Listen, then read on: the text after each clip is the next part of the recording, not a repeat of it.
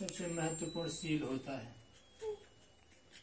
शील मनुष्य किसी भी संप्रदाय में जन्म लिया हो, किसी भी संप्रदाय में रह रहा हो, किसी भी जाति का हो, किसी वर्ण का हो, शील सबके लिए होता है। शील जो है किसी एक व्यक्ति एक जाति के लिए नहीं होता, ठीक है। शील जो है किसी एक जाति और एक वर्ण एक संप्रदाय के लिए नहीं होता, चाहे वो हिंदू हो, चाहे वो मुस्लिम हो, चाहे वो सिख हो, चाहे वो ईसाई हो, सबके लिए होता है। शील ही धर्म होता है। शील ही धर्म होता है। वैसे ये जो संस्कार होते हैं होता है शील, तो लोग कहते हैं अरे तो एक जाति का है। अब मुझे नहीं मालूम कि इसमें एक ही जाति के लोग होंगे या कई संप्रदाय के कई जाति के लोग होंगे, लेकिन क्योंकि धर्म है और धर्म की जब चर्चा होती है तो उसमें जाति वर्ण संप्रदाय नहीं देखा जाता। मनुष्य है, मानवता उसके अंदर आनी चाहिए, इंसानियत आनी चाहिए। तो इस हिसाब से, इस उद्देश्य से धर्म की चर्चा होती है। और जो ये शील है, जैसा कि मैंने बताया, सबके लिए होता है, क्योंकि धर्म जो है सबके लिए है। कहा गया है कि धारण करे तो धर्म है, वरना कोरी बात, सूर्य उदय प्रभात है, वरना काली रात। धर्म धारण किया जाता है, धर्म अपने आचरण में उतारा जाता है। धर्म मनुष्य अगर अपने आचरण में उतार लिया तो वास्तव में वह मनुष्य होता है। जिसके अंदर शील सदाचार होता है, धर्म होता है, वही इंसान होता है। इंसानियत अगर है उसके अंदर तो वह धार्मिक है, धार्मिक है तो इंसानियत है। तो धर्म को कैसे धारण करते हैं?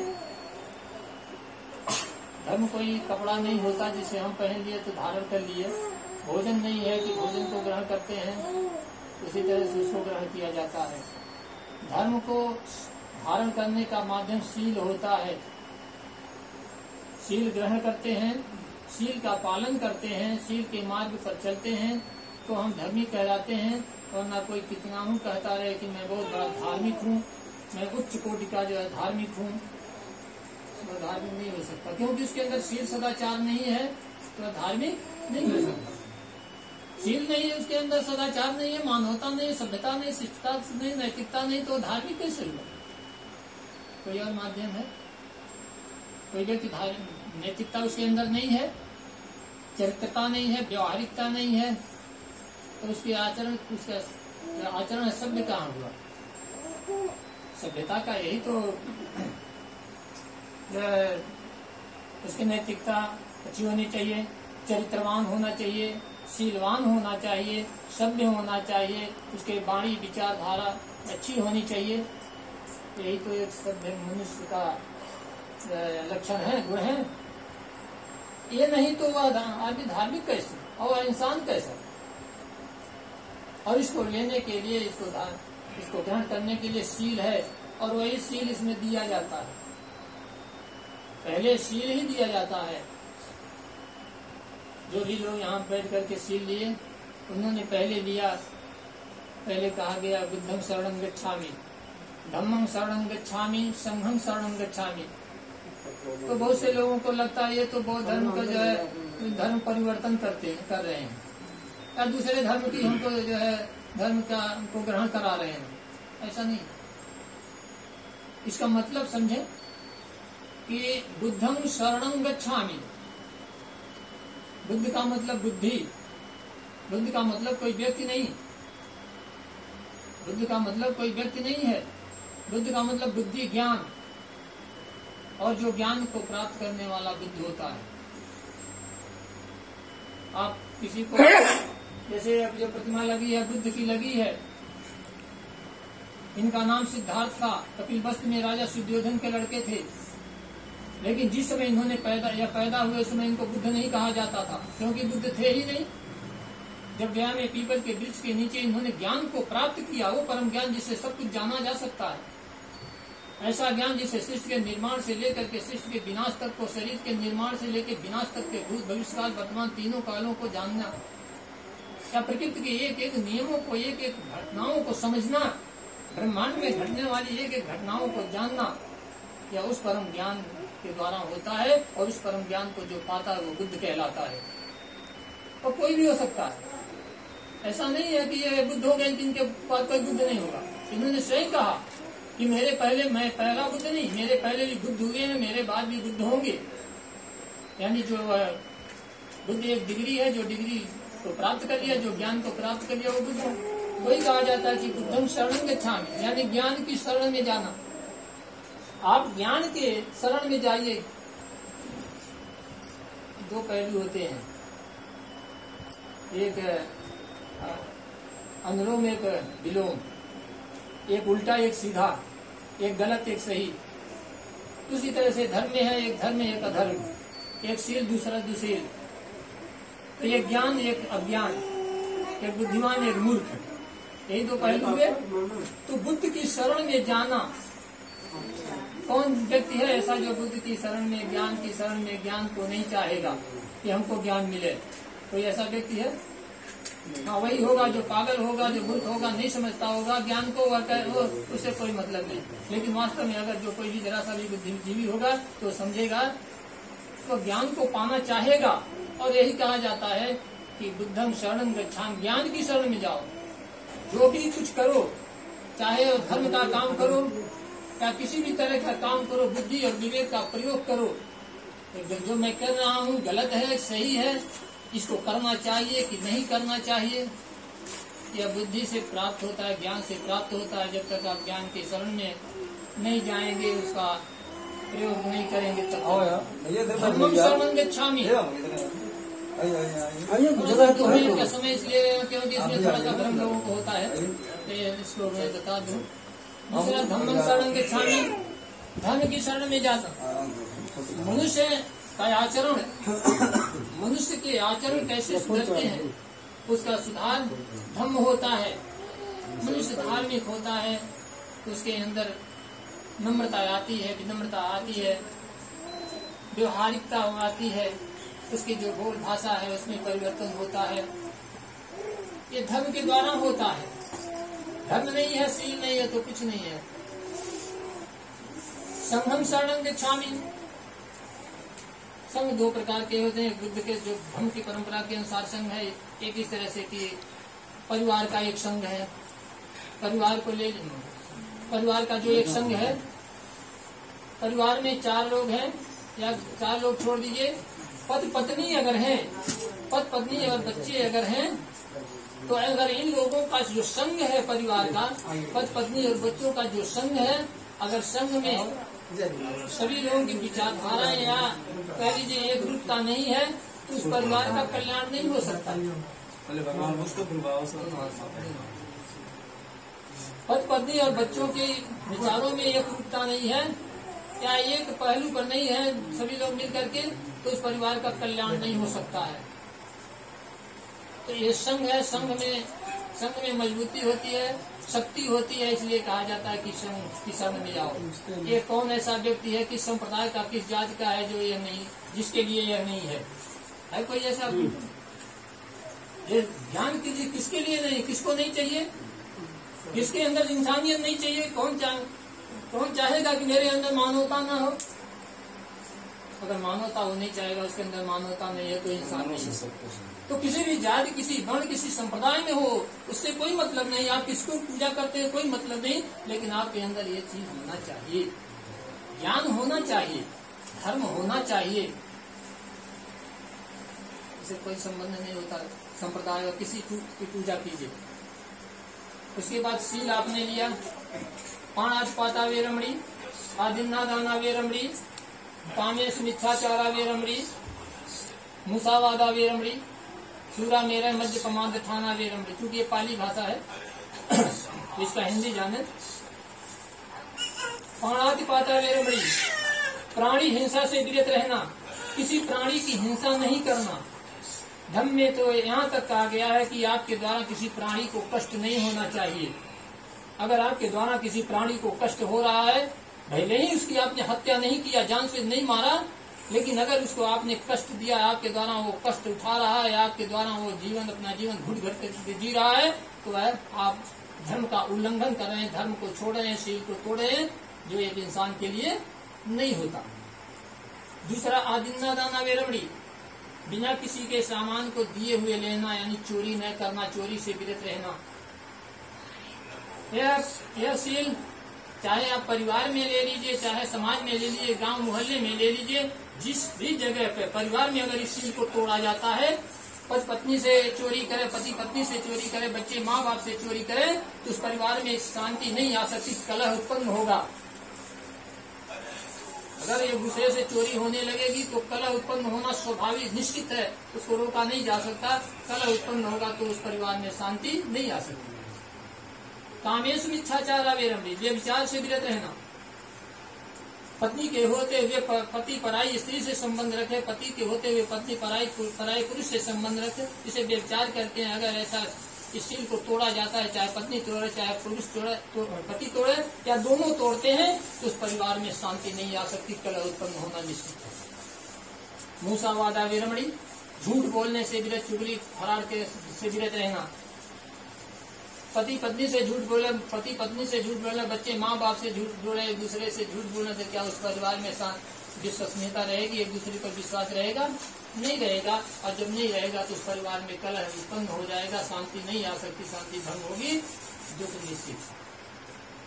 सूरा मेरा मध्य पमाद ठाना वेरमणी, किसी भी प्रकार के नशीले चीज, किसी भी प्रकार के शराब या किसी भी मादक द्रव्य का सेवन करने से विरत रहना।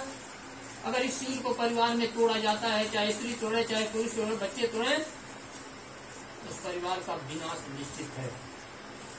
क्योंकि इससे, इस शील को तोड़ने से आर्थिक, सामाजिक, धार्मिक, शारीरिक सब कुछ बर्बाद होता है। जिस परिवार में इस शील को तोड़ा जाता है, उस परिवार का विकास नहीं हो सकता।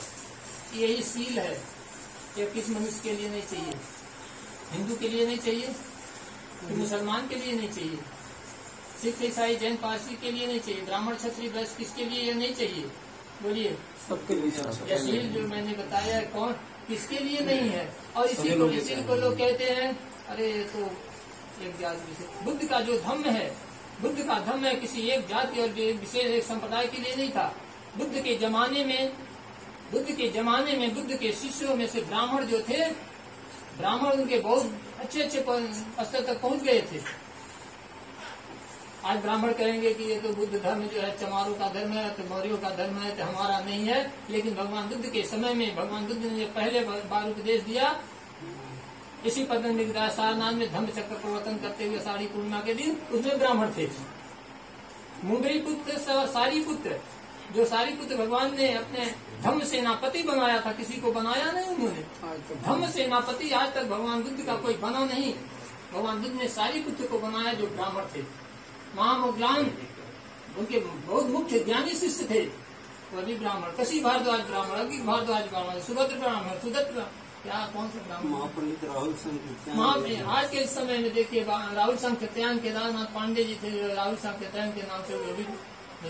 कहने का मतलब वास्तव में जिसने धर्म को समझा, ज्ञान को समझता है, तो बुद्ध के धर्म को किसी जाति और विशेष संप्रदाय का नहीं मानता। क्योंकि बुद्ध का धर्म किसी व्यक्ति का विशेष का नहीं है, या किसी जाति विशेष का नहीं है, किसी वर्ण का नहीं है, किसी संप्रदाय का नहीं है। बुद्ध का मार्ग सबके लिए, जो बुद्ध के मार्ग पर चला वो विकास किया है। उदाहरण के लिए, यह देश में हमारा धर्म, यह बुद्ध का धर्म इसी देश में उत्पन्न हुआ, लेकिन आज भी यहाँ के लोगों ने उस धर्म को अपनाया नहीं, बल्कि विनष्ट किया। और विनष्ट करने का नतीजा यह आज भी यह देश दरिद्र बना हुआ है कि नहीं? छोटा सा देश जापान विश्व में सबसे पहला स्थान रखता है बुद्धिस्ट में, एकदम 100%। वहाँ जो बाहर से गए उन्हीं को छोड़ दीजिए तो बाकी 100% वह बुद्धिस्ट राष्ट्र है। और वहाँ छोटा सा देश है। अमेरिका के द्वारा उसके दो प्रमुख शहरों नागासाकी और हिरोशिमा पर परमाणु बम गिरा करके ध्वस्त करने के बावजूद भी वह तकनीकी के मामले में विश्व में एक अपना उच्च स्थान रखता है, क्योंकि वह बुद्ध के मार्ग पर चलता है। थाईलैंड, यहाँ के लोग, अब नहीं कहना चाहिए, आलोचना मत इसको समझिएगा, धन की देवी यहाँ है, धन की देवी लक्ष्मी यहाँ है, धन की देवी की पूजा यहाँ होती है और यहीं के लोग जाते हैं थाईलैंड में जो है पैसा कमाने, है ना, क्योंकि वह बुद्धिस्ट राष्ट्र है।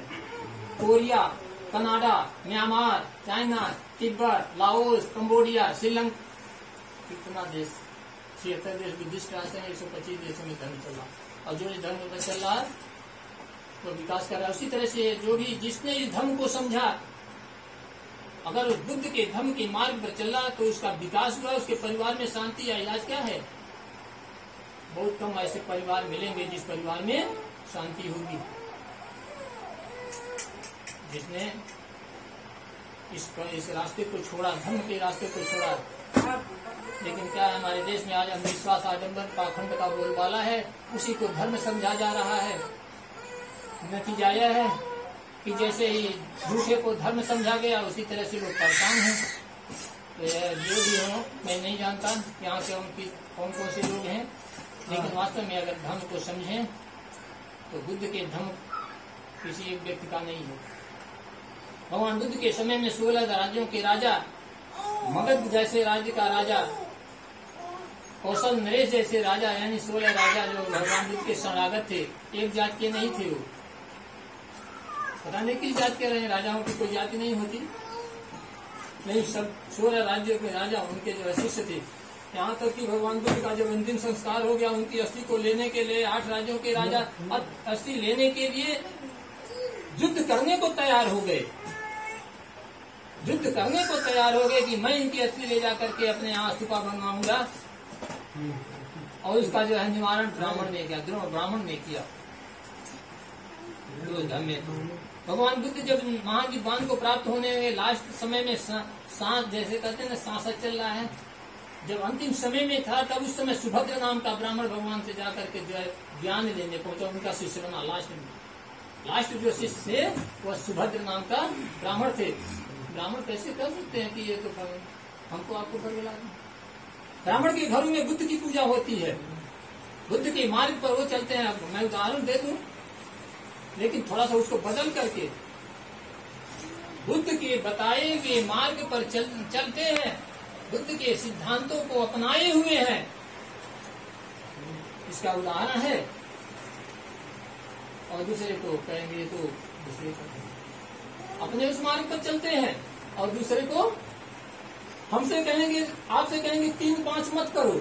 इन होता है 3-5 व्यक्ति का कार्य, तो 3-5 वाला है, 3-5 वाला मतलब ये बहुत गलत है, बहुत खराब है। अब 3-5 हमारे घर में 3-5 का अगर पालन करते हैं, 3-5 को अगर आप अपनाते हैं तो आपका विकास होगा, आपके परिवार में शांति आएगी। 3 तीसरण 5 शील। आपका बेटा अगर शराब पीने लगे तो अच्छा लगेगा क्या? शराबी निकल जाए, बोलिए। आपका बेटा अगर हत्यारा निकल जाए तो अच्छा लगेगा? आपका बेटा चोर निकल जाए, व्यभिचारी निकल जाए, झूठा फरारिया 420 निकल जाए, अच्छा लगेगा? यही सील है। ये सील को आप बांट देती है तो फला का है, हम लोगों का नहीं है। बुद्ध का धर्म कहता है सबके लिए। तो आप लोगों का मैंने समय लिया क्योंकि ये जानना था। बहुत से लोगों के मन में भ्रम होता है। महत्वपूर्ण क्षण है। Hello hello